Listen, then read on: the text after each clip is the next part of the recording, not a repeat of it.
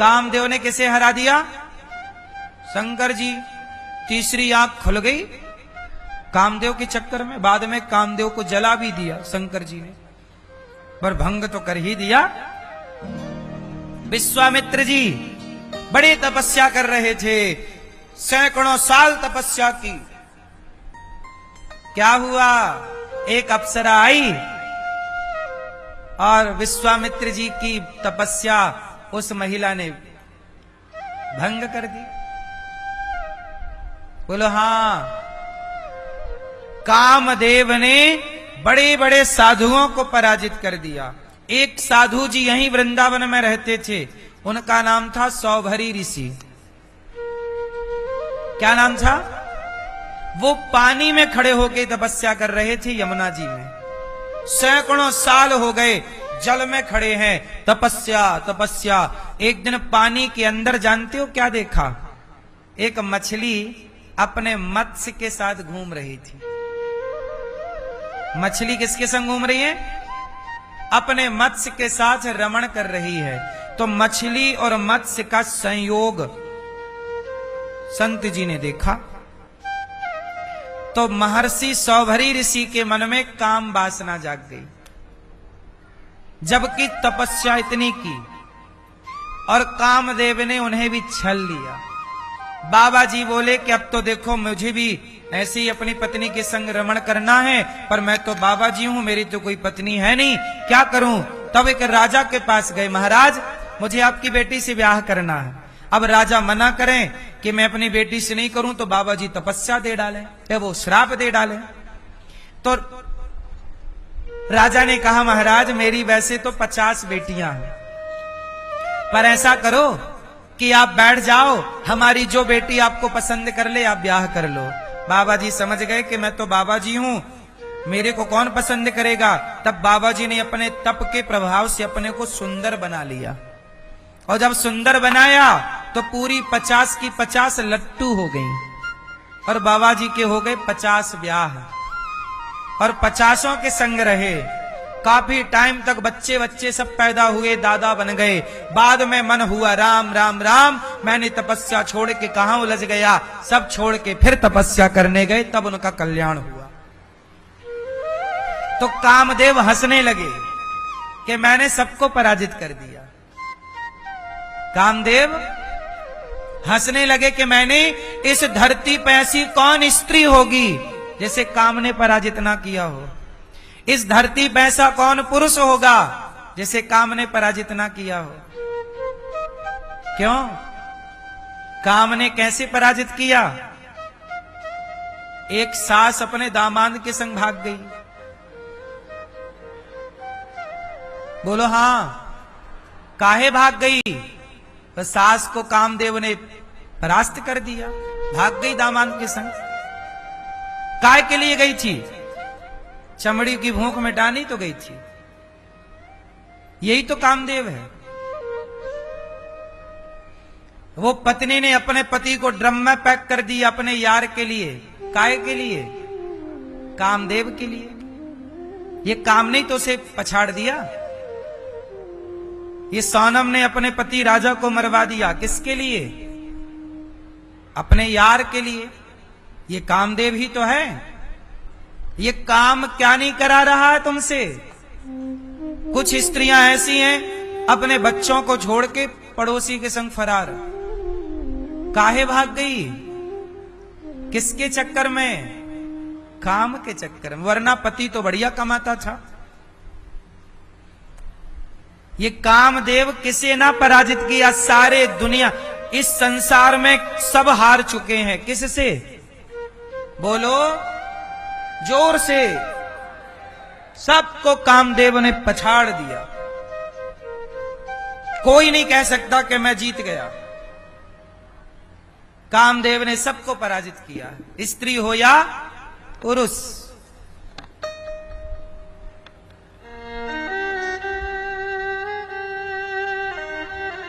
और तो छोड़ो, शंकर जी को हरा दिया कामदेव ने। और सुनो, नारद जी को हरा दिया। नारद जी को देख के हंस रहा। नारद जी को बड़ी बुराई लगी है, देख हंस रहा। अब कोई हरा दे तो वो हंसेगा। नारद जी हार गए। अच्छा, नारद जी को भी कामदेव ने हराया, पता आपको? एक बार नारद जी का भी मन हो गया मैं भी ब्याह करूं, और ब्याह करने के चक्कर में एक स्त्री से ब्याह करने का प्रस्ताव रखा। विश्वमोहिनी उसका नाम था। भगवान से कहा कि प्रभु आप जरा अपना वाला रूप हमें दे दो। तो भगवान ने अपना रूप दे दिया बंदर वाला, और नारद जी बंदर बन गए। और कामदेव ने नारद जी को भी नचाया। तो जब एक बार कामदेव हंसा तो नारद जी से कामदेव ने पूछा, नारद जी बताओ, मैंने सबको हराया इस धरती पर, कोई बचा हो तो बताओ।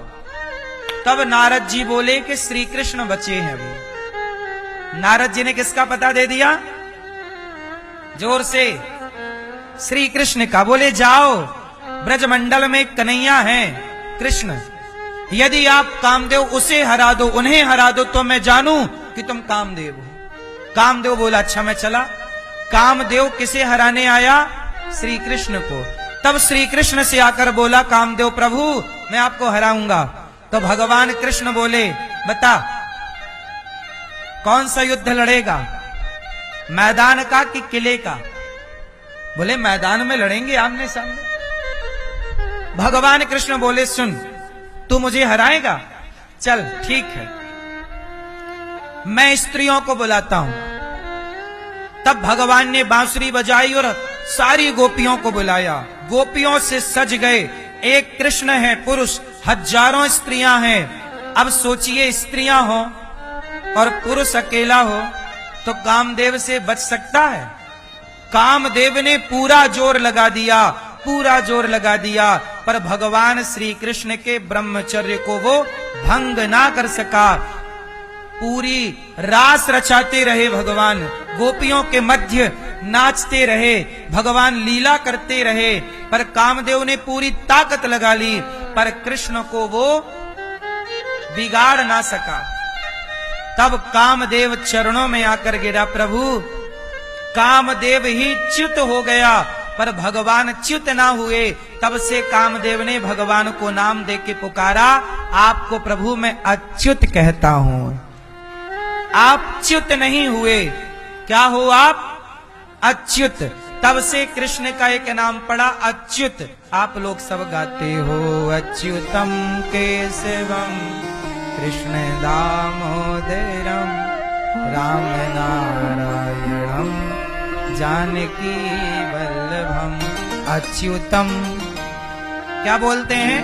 अच्युतम क्या बोलते हैं? अच्युतम। ये जो अच्युतम अच्युत नाम है, ये नाम किसने दिया? कामदेव ने। और कामदेव ने भगवान श्री कृष्ण से युद्ध लड़ा, पूरी जान लगा दी, स्त्रियों के साथ खड़े हैं, पर कामदेव खुद च्युत हो गए। भगवान अच्युत हैं। इसलिए तो कृष्ण योगियों के भी योगी हैं। ये रास इसलिए करना पड़ा क्योंकि कामदेव के घमंड को तोड़ना था। कामदेव चरणों में गिर पड़े, प्रभु हमें स्वीकार कर लीजिए। तब भगवान ने कामदेव को पुत्र के रूप में स्वीकार किया, और वही कामदेव भगवान कृष्ण के पहले पुत्र बने प्रद्युम्न। तो कामदेव ही प्रद्युम्न बन के प्रकट हुए। भगवान कृष्ण के पहले पुत्र कौन? प्रद्युम्न। वो कौन है? कामदेव है। शंकर जी की आंख तीसरी खुली तो कामदेव जल गए थे। वो बिना शरीर के थे, पर भगवान के पुत्र बनकर आए, तब उन्हें शरीर मिला और रति से उनका विवाह हुआ। कामदेव की पत्नी का नाम है रति। तो शरीर मिला भगवान कृष्ण के पुत्र के रूप में। तो कामदेव के पिता हैं ये भगवान, कामदेव के भी बाप हैं। इस कामदेव को पछाड़ने के लिए ये महारास हुआ, ताकि देख लें कि तुम में ताकत कितनी है। तब से फिर नारद जी हंसे, कहो कामदेव आ गए मुंह लटका के। तो ऐसा है, इसलिए कहते हैं भगवान भगवान है। भगवान को कोई हरा नहीं सकता, भगवान से कोई जीत नहीं सकता।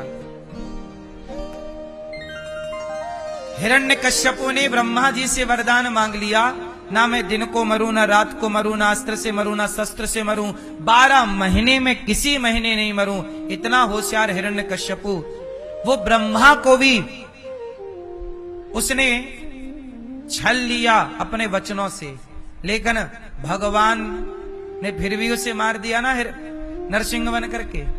तो भगवान से कोई जीत नहीं सकता। क्यों? भगवान से कोई जीत सकता है? इसलिए कहता हूं भगवान को चैलेंज ना करो। आप लोग दुखी क्यों होते हैं? सच बताओ, आप लोग दुखी क्यों होते हैं?